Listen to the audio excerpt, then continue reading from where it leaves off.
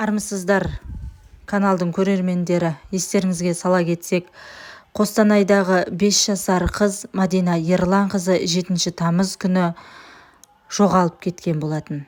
Ақпарат ресми сайттардан алынған, сондықтан соңына дейін міндетті түрде көріп, оқиғаның анық-қанығына жетіңіздер. Қостанай облысында жоғалған бүлдіршіннің құмда ойнаған іздері табылған кезде қаншама халық қуанған еді. Сонымен қатар көріп жоғалған қостанайлық 5 жасар қыздың қайда жүргенін айтып, менің де 2 қызым бар. Мұны мен бір Алланың разылығы үшін ғана жасап жатырмын. Маған қыздың фотосын көрсеткенде мен бірінші тыныштықты сезіндім. Ешқандай бүлдіршін далада адасып жүр. Кішкентай бүлдіршін. Еріктілерге хабарласып сезген дүниемді айттым. Бала далада аш отыр. Әбден шаршаған.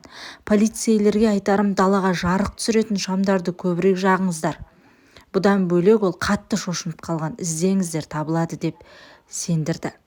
Еске салсақ, 7 тамызда үйдегі әпкелері ұйықтап жатқанда кішкентай қыз сыртқа шығып кеткен болатын.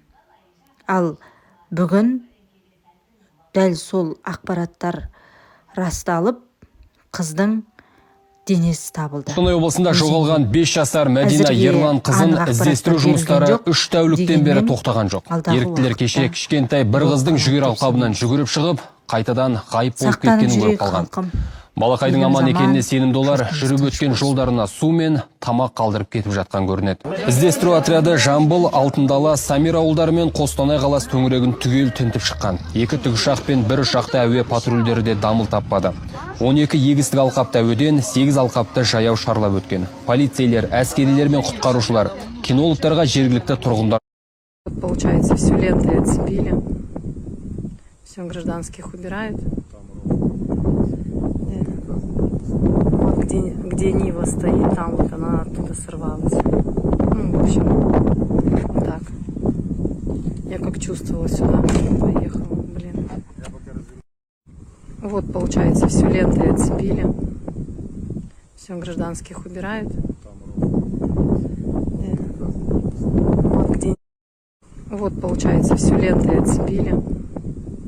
Все, гражданских убирают.